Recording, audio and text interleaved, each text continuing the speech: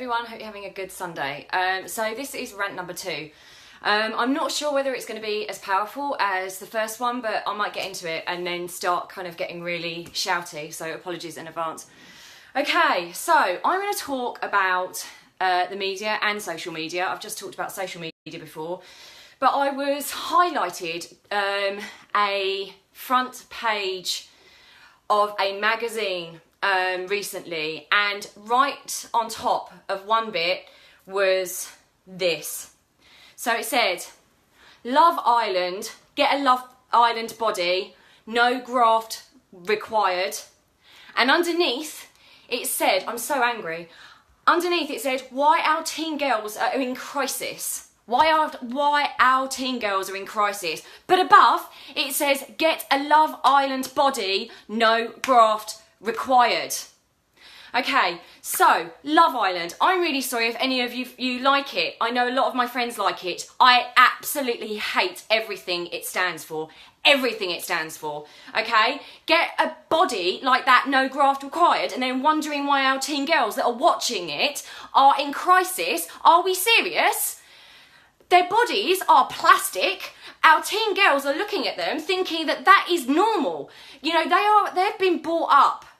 You know, I'm blessed. Anyone my age is blessed actually to know that that is not normal. The big lips, tits and teeth, it is literally all absolute crap. And our teenage girls are growing up with that in our face constantly on social media, on TV, in magazines, and it is, are we back in the 90s? I thought this all went out in the 90s, where we were faced with, you know, heroin chic and skinny models, and everyone went, no, actually, that is really, really damaging our teenage girls. I was a teenager. This is really damaging teenage girls' perceptions of their own body, causing body dysmorphia and illnesses such as bulimia and anorexia.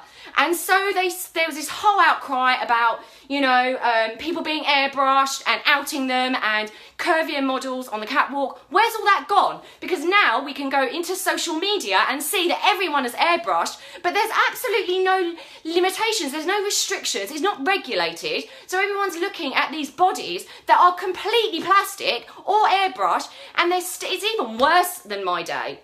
You know, so seeing on front of a magazine, get a Love Island body for no graft required, and then asking why our teenagers are in crisis. Really? Can no one see why we're in massive, massive crisis? So, there was another girl, a Brazilian girl that's had 4 pints of fat put into her arse to make it look like Kim Kardashian. She's gonna be bigger apparently than Kim Kardashian. Well, her bum probably is already, but she's gonna be bigger and more famous because of her bum. And don't get me started on Love Island and people having sex and all of that sexual behaviour, and we're letting our teenage girls watch it. It is absolutely, we're turning the world into a bunch of zombies. And James pointed this out to me the other day.